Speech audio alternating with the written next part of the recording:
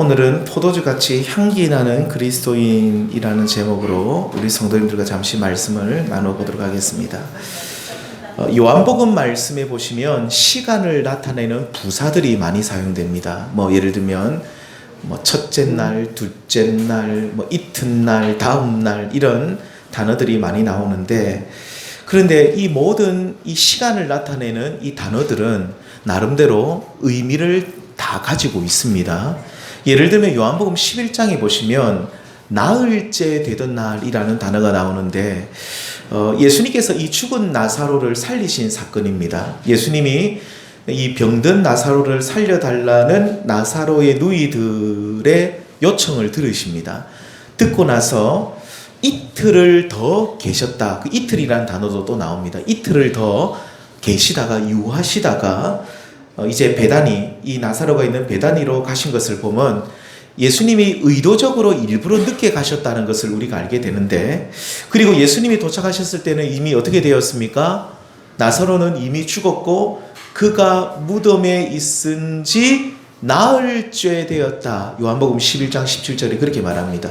이 사일, 나흘이라는 이 단어는 유대인들에게 굉장히 의미가 있는 단어입니다. 그러니까 유대인들의 생각은 사람이 죽으면 하루, 이틀, 3일째까지는 쉽게 말하면 이 지상에 이렇게 머물러 있다가 딱 나흘째가 되면은 이제 하나님 나라, 천국, 자기들 말로는 하늘로 올라간다. 이렇게 유대인들은 그런 생각들을 가지고 있었습니다. 그래서 사람이 완전히 죽었다고 생각하는 것이 그들은 나흘째였습니다. 그래서 예수님이 이 유대인들의 생각, 죽음과 관련된 생각을 다 아시기 때문에 그들이 완전히 죽었다고 생각하는 나흘째 되던 날 나사로가 있던 베다니에 도착하셔서 무덤에 있던 나사로를 향해서 뭐라 그럽니까? 나사로야 나오라 라고 외쳤을 때에, 그러면서 그가 이제 이 무덤에서 진짜로 다시 살아나서 나오는 것을 모든 사람들이 목격하게 되죠. 자, 이렇게 나흘이라는 숫자는 유대인들이 완전히 죽었다고 하는 시간 단위였고, 예수님께서는 일부러 이런 완전한 죽음의 시간이 맞추어서 일부러 조금 시간을 이틀이나 다른 곳에 머물러 있으면서 나사로를 찾아가셔서 그를 살리심으로써 예수님은 완전히 죽은 자, 대충 죽은 자가 아니라 완전히 죽은 자, 나흘째 되어서 완전히 이제 시체 썩은 냄새가 나는 완전히 죽은 자를 다시 살리시는 바로 부활의 주님이심을 모든 유대인들에게 보여주는 사건이 뭡니까? 바로 죽은 나사로를 살리시는 사건인 것이죠. 자, 오늘 말씀에도 보시면 시간이 나오는데, 이 가나의 혼례 사건을, 혼례잔치, 혼인잔치죠. 이 사건을 주님이 말씀하시면서 본문 1절에 보시면 사흘째 되던 날, 또 날짜가 나옵니다. 며칠째 되던 날요? 사흘째. 여기서 사흘째 되던 날은 어떤 날인가? 유대인들은 이 또 사흘째 되던 날을 화요일을 그렇게 표현을 합니다. 그럼 첫째 날은 무슨 날일까요? 주일, 일요일. 둘째 날은요? 월요일, 사흘째 되던 날은요? 화요일입니다. 그래서 어떤 학자들은, 이 신학자들이, 저도 이 주석을 찾아보면 이 사흘째 되던 날을 어떤 사람들은 화요일이라고 하는데, 제가 볼 때는 화요일을 말하는 것이 아닙니다. 왜냐하면 이 요한복음 1장 말씀을 보시면, 1장에 보시면 이튿날이라는 이 시간을 나타내는 부사가 3번 연속 나옵니다. 1장 29절에 이튿날 요한이 예수께서 자기에게 나오심을 보고, 1장 35절에 또 이튿날 요한이 자기 제자 중 2사람과 함께 섰다가, 마지막으로 1장 43절에 이튿날 예수께서 갈릴리로 나가려 하시다가, 이 요한복음의 저자 이 사도 요한은 계속해서 그 다음 날을 이튿날이라는 단어를 반복적으로 사용합니다. 그래서 요한은 요일을 말하지 않습니다. 그러니까 요일을 사용하지 않는다는 거죠. 예를 들면 이튿날이라는 말보다는 예를 들면 이 날이 월요일이라 그러면 첫째 날, 그 다음 날이 둘째 날이죠. 둘째 날. 화요일이라 그러면 셋째 날. 그리고 주일 일요일이었으면 첫째 날. 이 요한복음 1장에서도 그렇게 말을 해야 된다는 거죠. 근데 요한복음 1장에 보면 이튿날 하는 거 보면 요한은 요일을 절대로 쓰지를 않습니다. 요한복음에 보면. 그래서 요한복음 2장에도 보면 이 셋째 날이라는 것을 우리가 화요일로 보시면 안 되고 말 그대로 세 번째 날입니다. 셋째 날인데, 자, 우리 성도님들 셋째 날, 3일째 되던 날, 어떤 날이 생각이 나십니까? 3일 하면 생각나는 게 뭡니까? 예수님의 부활이죠. 2장 19절에 그 다음 장 2장 19절 같은 장입니다. 요한복음 2장에 보시면 예수께서 대답하여 이르시되 너희가 이 성전을 내가 며칠 동안요? 예, 사흘 동안 일으키리라. 요한복음 2장 1절에 3일째 사흘째 되던 날이라는 이 단어가 2장 19절에서는 사흘 동안이라는 말로 단어로 바뀌는데 아무튼 사흘이라는 시간은 공통적입니다. 예수님께서 예루살렘 성전을 청결하게 하시면서 46년 동안 짓고 있는 예루살렘 성전을 흘러가시면서 내가 3일 동안 사흘 동안 일으키리라. 여기서 사흘은 무엇을 가리킵니까? 그 다음 절 21절에 보면 이 성전은 자기 육체를 가리켜 말씀하신 것이라. 그러니까 예수님께서 당신의 무너진 육체를 사흘 동안 일으키신다는 말은 무슨 말입니까? 성전된 자기 육체의 죽음, 곧 십자가의 죽음과 사흘 만에 무너진 3일 만에 무너진 육체를 일으키신다는 말은 예수님이 3일 만에 부활하실 사건을 지금 말하고 있는 것이죠. 결국 요한복음 2장에서 사흘이라는 이 단어는 예수님의 부활 사건을 말한다라고 결론적으로 말씀드릴 수 있고요.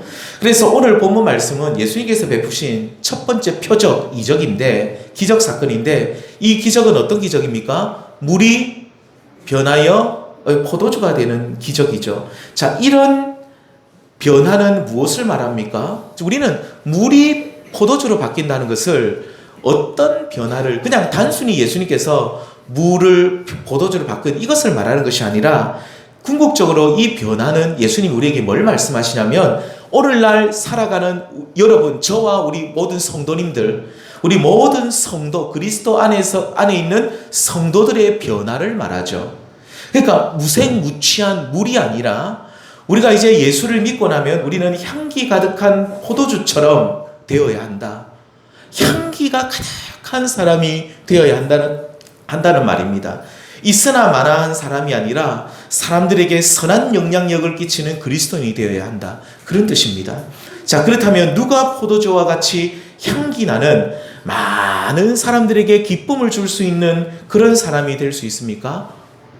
사흘 만에 죽은 자 가운데서 부활하신 예수를 믿는 자 안에 일어나는 기적입니다. 아멘.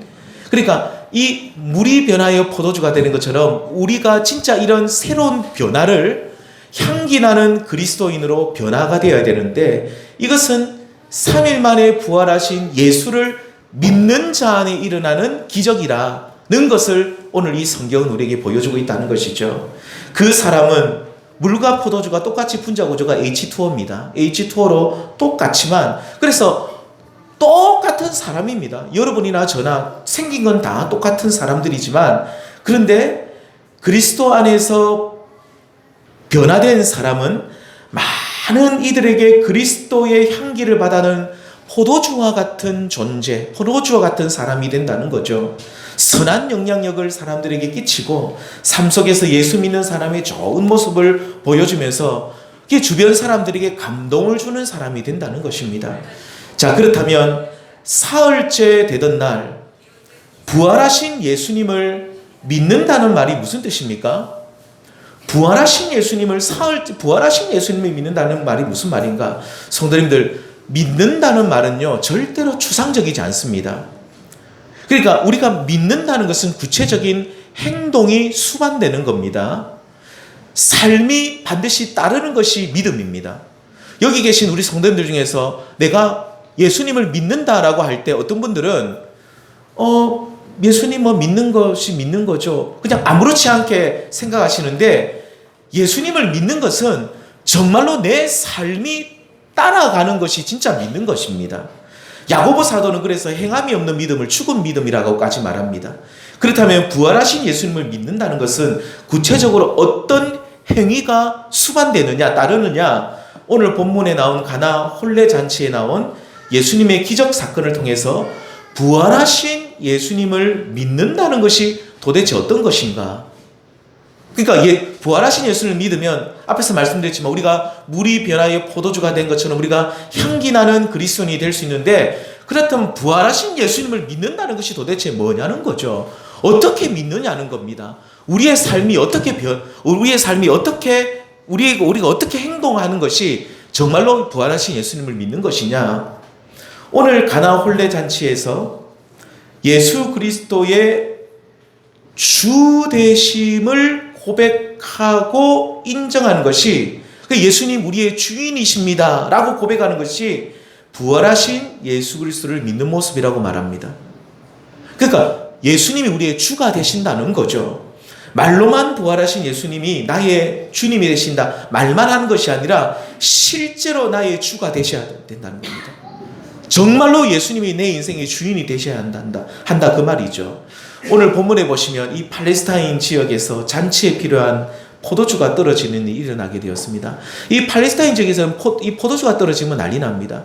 제가 옛날에 저기 전남 어딘지 기억이 안 나는데 그 오래 전이라서 그런지 몰라도 제가 그때 한 20년 전인데, 그때는 그 장례식장에서 안 하고 집에서 그걸 하더라고요. 뭐죠? 초상을 치르더라고요. 저 되게 의아했습니다. 참 오랜만에 본 광경이었거든요. 집이 굉장히 큰 집이었어요. 좀 잘 사는 집 같아요, 지금 생각하면. 그래서 거기다 텐트를 치놓고 하는데, 거기에 이제 딱 앉아 있으면 이제 거기는 이제 홍어를 내어줍니다. 요새는 홍어가 워낙 비싸니까 칠레산, 수입산을 주던데, 아무튼 홍어를 이렇게 접시해가지고 홍어하고 이렇게 몇 가지 반찬을 이렇게 반드시 홍어가 이렇게 딱 들어갑니다. 그거 떨어지면 큰일 납니다. 네, 난리 나죠. 난리 납니다. 자, 이 팔레스타인 지역에서는 포도주가 떨어지면 잔치가 끝이 난다고 합니다. 이제 난리가 난 겁니다. 예를 들면 한 100명 정도 올 거라 생각했는데 200명이 와버린 것 같습니다. 그러니까 포도주가 빨리 떨어지게 된 것이죠. 잔치를 책임지는 연회장이 볼 때 이게 큰일 난 일이죠. 이때 먼저 며칠 전에 가나 이 혼례 잔치에 도착했던 예수님의 어머니, 아마 이 가나 혼례 잔치를 치르는 이 사람과 친척 관계에 예수님의 어머니 마리아가 친척 관계였던 것 같습니다. 마리아가 예수님께 이렇게 말합니다. 3절에 보시면 저들에게 포도주가 없습니다. 예수님. 지금 잔치집에 포도주가 다 떨어졌다라고 예수님께 말하죠. 이때 예수님의 대답이 뭡니까? 여자여, 나와 무슨 상관이 있나이까? 내 때가 아직 이르지 아니하였나이다. 이 대답은 이런 말입니다. 예수님, 저는 여기에 지금 손님으로 와 있는데 포도주가 떨어지는 일에 대해서 내가 상관할 바가 아닙니다. 제가 손님인데, 손님인 제가 왜 포도주를 더 공급해야 되고 떨어진 거에 대해서 제가 걱정해야 됩니까? 이 말씀을 들은 마리아는 아차 그렇구나 싶어서 혼례 잔치를 돕기 위해서 와 있는 종들, 하인들을 다 불러 모아놓고 이 마리아가 이런 말을 하죠. 같이 읽겠습니다. 그의 어머니가 하인들에게 이르되 너희에게 무슨 말씀을 하시든지 그대로 하라 하니라. 지금 이 가나 혼례 잔치의 혼주와 친척 관계에 있었던 것으로 여겨졌던 예수님의 어머니 마리아는 이 혼례 잔치에서 어떤 위치에 있는지 정확하게 알 수는 없지만 그녀는 마치 연회를 책임지는 연회장처럼 모든 하인들을 불러놓고 뭐라고 말하냐면, 이제 너희들은 예수님의 말씀을 들으라는 거죠. 무슨 말씀을 하시든지 그대로 들어라.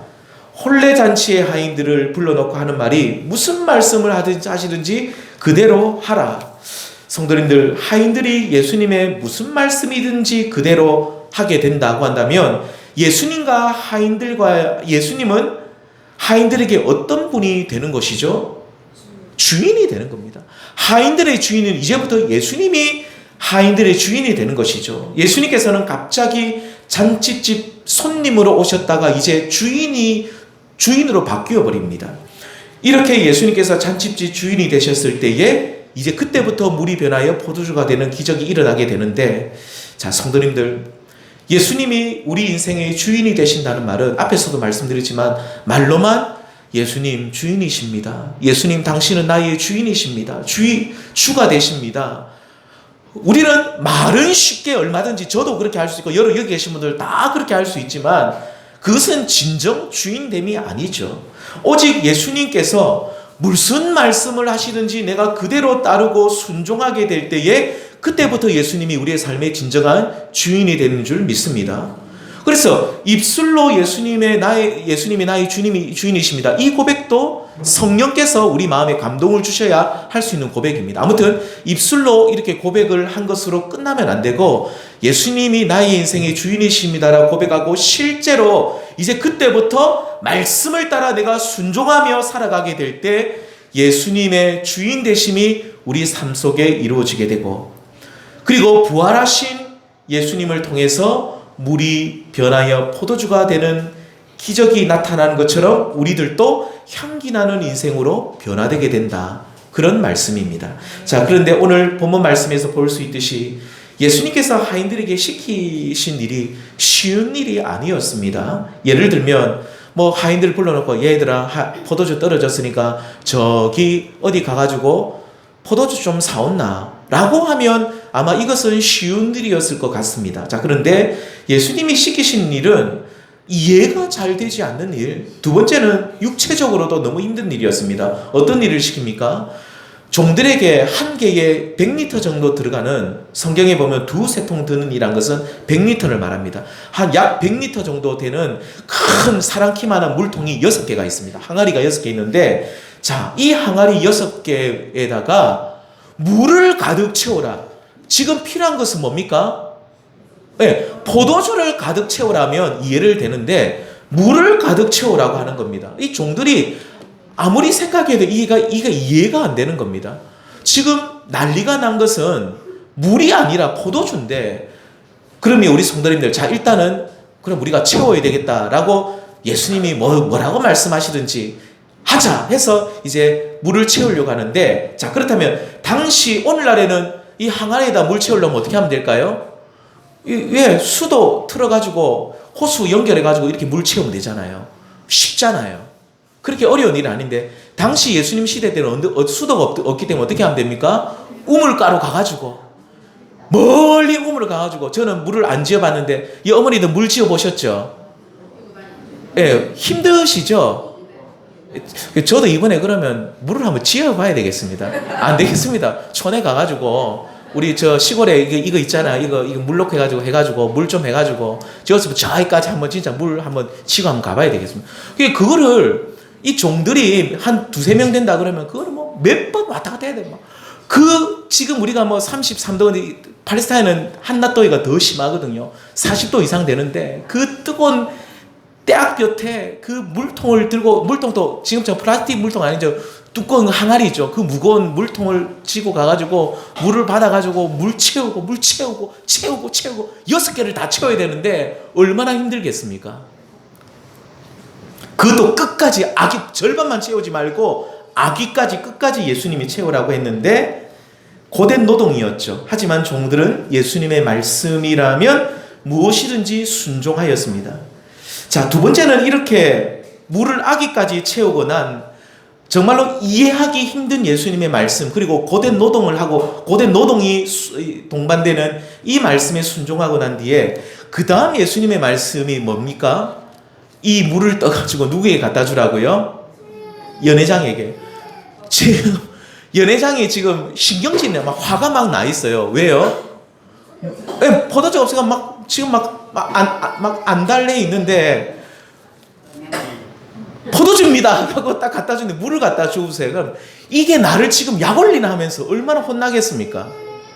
그러니까 지금 예수님이 물을 떠서 연회장에 갖다 주라 하니까 이 종들은 내심, 이거 지금 연회장이 화가 머리 끝까지 나 있고, 그런데 지금 필요한 것은 포도주인데 물을 갖다 줬다가 우리 두드리 맞으면 어떻게 하나, 우리 혼나면 어떻게 하나, 오만 생각을 다 했을 것입니다. 그런데 그렇지 않아도 마음이 괴로운 연회장에게 이 혼쭐 날 일이 생각하니 당황스러운 것이 분명했는데, 하지만 종들은 예수님의 말씀이라면 우리가 무조건 순종하겠습니다. 자, 그렇게 했더니 어떤 일이 일어났습니까? 물을 떠줬는데 이 물이 뭐가 됐습니까? 포도주가 되었습니다. 종들은 이런 기적의 중심에 종들이 서 있게 된 것이죠. 성도님들, 오늘날 많은 분들이 교회를 오랫동안 다니고 신앙생활을 한다고 하는데 왜 향기나는 포도주와 같은 성도들이 되지 못하는가? 왜 우리의 삶 속에 부활의 능력이 나타나지 못하는가? 그것은 우리가 신앙생활을 건성으로 하기 때문입니다. 주일날 말씀이 전해지면 한 가지라도 우리가 붙잡고 기도하면서 말씀에 순종하기 위해서 우리가 몸부림치는 우리의 삶이 따라가야 된다는 것을 우리가 알아야 되는데, 우리는 그냥 건성으로 듣고 오늘 좋은 말 들었네, 아 좋다, 끝입니다. 그런데 많은 분들이 그냥 그렇게 좋은 말씀 들은 것으로 끝내려고 하죠. 그러니 예수님의 이 부활의 능력이 내 생활 속에 나타나지 않는 것입니다. 제가 매일 새벽 예배 하면서 말씀을 묵상하고 정리해서 성도님들께 문자로 보내주면서 원하는 것은 뭐냐면 말씀을 함께 묵상하자는 것이고, 지난주에는 우리가 모압의 심판에 대해서 48장을 3번 나눠서 묵상을 했는데, 이 모압은 부와 명예를 의지하는 그런 교만한 자들이었습니다. 그리고 이들이 또 교만했던 이유는 뭐냐면 형제가 아플 때 조롱하는 거예요. 그러니까 북이스라엘, 남유다, 북이스라엘도 그렇고 남유다가 멸망할 때에 옆에 붙어있던 이 모압이 굉장히 조롱하는 거예요. 막 조롱을 하고 멸시하고 그런 모습이 교만한 것이죠. 그래서 우리가 이런 말씀을 묵상하면서 내 생활 속에는 교만한 모습이 없는가? 형제가 아파하고 힘들어하는데 조롱하거나, 나는 괜찮다고 하면서 자기는 나는 괜찮으니까 하면서 나는 뭐 괜찮다고 하면서 그 사람을 무시한다든지 업신여기는 마음이 없었는지, 그러면서 우리 자신의 삶을 돌아보면서 내가 행여나 내 눈빛으로라도, 말은 그렇게 안 해도 내 눈빛으로라도 누구를 업신여기거나 모멸감을 준 모습들이 있었다고 한다면 하나님 앞에 내가 회개하고, 하나님 이제는 내가 고난당하고 어려움 당한 형제 자매들이 있다면 내가 그들을 위로하고 그들의 친구가 되어주겠습니다 라고 그렇게 우리가 말씀을 묵상하고 그렇게 내가 살기 위해서 오늘 하루도 애쓰는 삶을 살아야 된다는 것이죠. 그렇게 내가 주님의 말씀을 듣고 순종하는 생활을 내가 하기 위해서 내가 애쓸 때에 우리 가운데 부활의 능력이 나타납니다. 물과 같이 무취한 우리의 삶이 포도주처럼 향기 나는 삶으로 변화가 될 줄 믿습니다. 자, 그런데 한편으로는 우리 성도님들, 오늘 우리가 순종하기 위해 애쓴다는 것이 너무 고되고 힘들게 느껴질 수 있죠. 순종이 쉽습니까? 어렵습니다. 우리 성도님들, 제가 말씀드리지만 신앙생활을 건성으로 하면 너무너무 쉬워요. 교회 와서 좋은 말씀 한번 듣고 밥 먹고 교제하고 끝. 너무너무 쉬워요. 그런데 이 말씀이 내 안에 들어와서 내가 말씀을 따라 살려고 하는 것은 나의 본성과 반대되는 것이 너무 많아요. 내 악한 본성을 거슬러서 내가 이 세상을 또 역세상을 살아가야 돼요. 이 세상을 내가 또 이렇게 거슬러 올라가야 되는 것들이 너무 많기 때문에 내가 말씀에 순종한다는 것이 쉬운 일이 아닙니다. 그래서 제가 말씀 전할 때 순종하십시오. 근데 굉장히 힘들 수가 있는데, 제가 오늘 결론적으로 말씀드릴 것은 너무 걱정하지 마시라는 겁니다. 오늘 말씀은 우리 힘으로만 순종을 요구하지 않습니다. 내가 너희에게 생수와 같은 성령을 부어줄 테니 너희가 순종을 하려는 마음은 먹되 보혜사 성령님을 의지하여서 너희들이 그 성령님을 통해 너무 힘들지 않게, 너무 괴롭지 않게 순종할 수 있도록 내가 도와주겠다라고 오늘 말씀은 우리에게 약속해주고 있다는 것이죠. 무엇을 통해 알 수 있습니까? 요한복음에 보시면 이 물이라는 말씀이 여러 번 나오는데, 요한복음 오늘 2장 말씀을 보셨지만 1장에도 보시면 예수님께서 세례를 이 요단강에서 세례 요한에게 물로 세례를 받으시는 사건이 나옵니다. 자, 물로 세례를 받으신 사건을 통해서 예수님께서는 내가 성령으로 세례를 베푸시는 분임을 말씀하고 있습니다. 결국 물을 말하고 있는 이유는 성령을 말씀하기 위해서 물을 말하고 있는 거예요. 그리고 요한복음 이제 오늘 2장을 보셨는데 3장에 넘어가면 니고데모라는 사람이 등장을 하는데, 어떻게 하면 내가 구원받을 수 있습니까? 어떻게 하면 내가 변화된 삶을 살 수 있습니까? 질문할 때 예수님이 너는 거듭나야 된다. 그러면서 이렇게 말씀하죠. 우리 함께 읽겠습니다. 시작. 예수께서 대답하시되 진실로 진실로 내게 이르노니 사람이 물과 성령으로 나지 않으면, 거듭나지 않으면 하나님 나라에 들어갈 수 없다. 그러니까 사람이 어머니 배에서 다시 태어나는 것처럼 네가 새로운 삶을 살 수 있는데, 오늘 성경에 나온 이 포도주처럼 네가 향기 나는 삶을 살 수 있는데, 이것은 사람의 힘으로 되는 것이 아니라 물과 성령으로 거듭나야 한다. 물과 성령을 함께 말씀하고 있습니다. 물은 그래서 성령을 의미하죠. 요한복음 7장에도 보시면 유대인들의 명절인 수장절 끝날 예수님께서 사람들에게 이렇게 선포하시는데, 이 말씀을 전해드립니다. 자, 명절 끝날 곧 큰 날에 예수께서 서서 외쳐 이르시되 누구든지 목마르거든 내게 와서 마시라. 나를 믿는 자는 성경에 이른 것 같이 그 배에서 뭐가요? 생수의 강이 흘러나오리라 하시니. 39절을 같이 읽습니다. 시작. 이는 그를 믿는 자들이 받을 성령을 가르쳐 말씀하신 것이라. 자, 여기까지 읽겠습니다. 그를 믿는 자들이 받을 성령이 뭐라고? 생수의 강이 뭐라고요? 성령을 가르쳐 말씀하신 것이라. 그러니까 여기서도 예수님의 배에서 흘러나오는 생수의 강에 대해서 예수님이 쭉 말씀하시면서 생수의 강은 예수를 믿는 자들이 받을 성령을 말한다. 자, 이렇게 요한복음 말씀을 보시면 물에 대한 이미지가 항상 물을 성령과 연관해서 말하고 있습니다. 그래서 오늘 본문 요한복음 2장에서 항아리 아귀까지 부은 물은 예수 그리스도를 믿는 자들에게 주시는 성령님을 가리키고 있는 것이죠. 우리 영혼에 아기까지 충만하게 임하시는 성령을 가리키는데, 이렇게 성령께서 우리 가운데 우리의 마음에 충만하게 임하실 때에 우리로 하여금 부활을 살아내게 하십니다. 성령께서 우리로 순종할 수 있도록 힘을 주시고, 성령께서 죄악을 끊고 새로운 삶을 살 수 있도록 능력을 주신다는 것이죠. 그래서 우리는 성령으로 거듭날 수 있습니다. 성령으로 거듭난다는 말은 성령을 통해서 옛 죄악된 생활을 다 끊어버리고 향기 나는 포도주와 같은 삶을 성령님을 통해 살아갈 수 있다. 그런 말씀인 것이죠. 오늘 말씀의 결론은 그렇습니다. 우리는 물이 변하여 포도주가 된 것처럼 향기 나는 변화된 성도가 될 수 있다 라는 것이 오늘 말씀입니다. 우리 성도님들, 저와 우리 모든 성도님들은 향기 나는 그리스도인이 될 수 있는 줄 믿습니다. 우리가 기독교 패배주의가 오늘날 만연합니다. 예수 믿어도 안 변해, 예수 믿어도 안 바뀌어. 제대로 안 믿기 때문입니다. 왜 안 바뀝니까? 왜 안 변합니까? 반드시 바뀌고 반드시 변화되어 있습니다. 왜 복음의 능력을 무시하십니까? 왜 하나님의 능력을 우리가 폄하합니까? 우리 하나님은 우리를 얼마든지 바꾸어 주실 수 있는 분입니다. 죽은 자도 살리시는데 우리를 왜 못 바꾸십니까? 자, 그런데 언제 그것이 가능한가? 부활하신 예수 그리스도를 믿을 때라고 했습니다. 그리고 예수를 믿는다는 것은 그분을 주로 고백한다는 것이었죠. 내 인생의 언저리에 그냥 있으나 마나 계신 분이 한 분이 아니라 나의 주시오, 나의 왕으로 고백하고 인정하면서 그분이 내 왕이니까, 내 주인이니까 내가 그분의 말씀에 순종하는 사람이 되어질 때에 그때부터 우리는 향기 나는, 정말로 포도주처럼 향기 나는 그리스도인이 될 수가 있다는 것이죠. 그런데 부활하신 예수를 믿는다는 말은 또 한 가지는 그분께서 믿는 자들에게 생수의 강처럼 부어주시는 성령을 의지하는 자가 된다는 뜻입니다.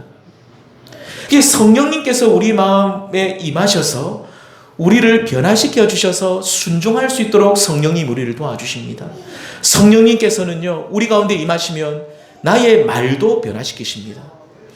형제를 끊임없이 비방하고 형제를 원망하고 악한 말을 쏟아내던 내가 성령을 의지하니까 내 입술에 욕짓거리가 다 사라지고 내 입술이 선하고 좋은 입술로 바뀝니다. 성도님들, 우리가 예수님을 믿는다 하면 제일 먼저 바뀌는 것이 우리 입술입니다. 성령님이 우리로 하여금 향기 나는 입술로 바꾸시고, 그리고 성령님이 우리의 삶에 또 임하시면 우리가 삶이 바뀌면서 사람들에게 엄청난 영향력을 끼칩니다. 저 사람 예수 믿는 사람인데 참 좋은 사람이구나 하면서 사람들이 감동을 합니다. 그러므로 우리 성도님들, 오늘 여기 계신 저 우리 모든 성도님들 두 가지를 생각해야 됩니다. 우리는 향기 나는 그리스도인이 될 수 있다. 포도주와 같은 그리스도인이 될 수 있다는 믿음을 가지시고, 두 번째는 우리가 어떻게 될 수 있느냐? 우리가 될 수 있는 것이 아니라 부활하신 예수를 믿을 때 가능하다. 예수를 믿는다는 것은 예수님을 주로 고백하는 것이고, 무슨 말씀인지 순종하는데, 내가 내 힘으로는 순종이 안 되니까 누구를 의지한다고요? 성령님. 우리 안에 계신 성령님을 힘있게 의지하면 성령님이 우리로 하여금 순종의 삶을 살 수 있게 해주셔서 우리로 향기나는 아름다운 사람이 되도록 우리를 만들어 주신다는 것을 꼭 기억하시는 우리 성도님들 되시길 바랍니다. 그래서 우리 성도님들 이번 한 주간 살아가실 때 말씀 하나만 꼭 기억하십시오. 이번 한 주간 성령을 의지하는 한 주간이 되시길 바랍니다.